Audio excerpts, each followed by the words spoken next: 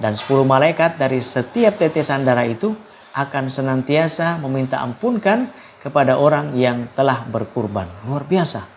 Berkurban dengan unta, sapi maupun kambing itu wajar dan sudah sering kita dengarkan. Tapi bagaimana dengan berkurban dengan seekor ayam?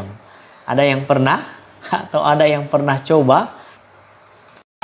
رأي سيادتكم في الذي قال إن الديك يجوز أن يكون أضحية. ما هوش هو ده الأصل اللي احنا ماشيين عليه. بارك الله فيكم. Nah, sahabat sekalian, ternyata ada seorang sahabat Nabi yang pernah berkurban dengan seekor ayam. Siapa itu?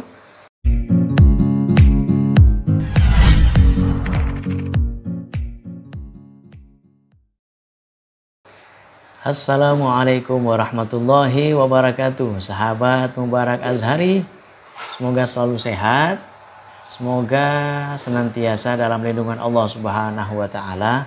Yang belum subscribe, ayo silakan subscribe untuk mendapatkan video-video berikutnya dari kami Mubarak Azhari. Dan jangan lupa sahabat, kalau video ini bermanfaat, bagikan ke teman-teman kita, ke sahabat-sahabat kita, dan mudah-mudahan dengan membagikan video ini kita semua mendapatkan pahala di sisi Allah Subhanahu wa taala. Kali ini sahabat, saya ingin menayangkan sebuah video fatwa seorang ulama Syekh Ali Jum'ah tentang kurban.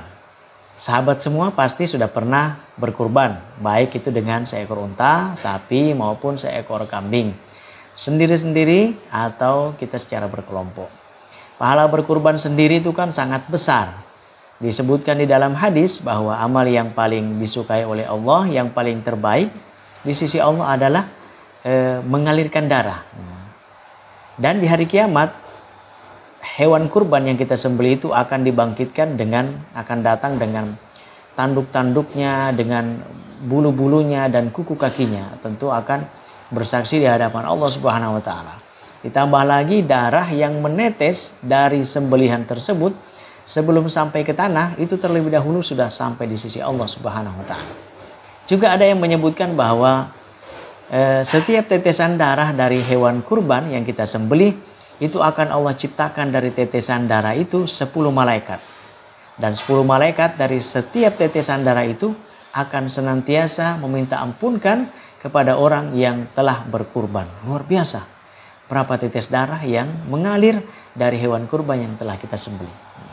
Berkurban dengan unta, sapi maupun kambing itu wajar dan sudah sering kita dengarkan. Tapi bagaimana dengan berkurban dengan seekor ayam? Ada yang pernah atau ada yang pernah coba, ingin coba-coba berkurban dengan seekor ayam karena tidak mampu dengan seekor kambing, akhirnya ayam yang disembelih. Bagaimana hukum Islam melihat itu? Nah, kita melihat video Syekh Ali Jum'ah. Beliau ditanyakan tentang kurban seekor ayam. Yuk kita saksikan bersama.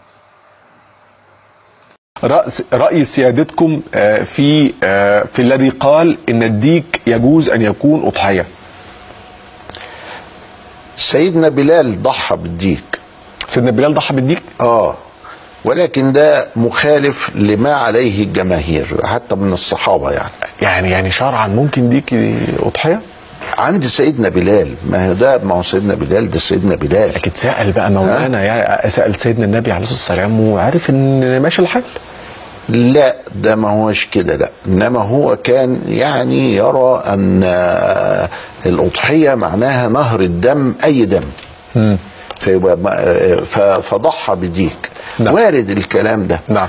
بس هو الفرق بين اصل المذاهب الاربعه او الثمانيه او المذاهب الفقهيه اتخدمت خدمه جامده من ناحيه ثبوت الادله، ومن اصل الكلام ده ما كانش عن هوى ولا عن ايه يعني انا افعل ما اشاء، لا، ده كان عن تاكد. لما يجي واحد بس من الصحابه يعمل الحكايه دي فما بنقدرش نميل إليها إلا إذا احتاجنا إليها، زي ما احتاجنا إلى ابن شبرمة وهو يقول بأن الوعد ملزم، زي ما احتاجنا إلى الجعفرية وهم بيقولوا الكفالة لها عليها الأجر لما واجهنا خطابات الضمان.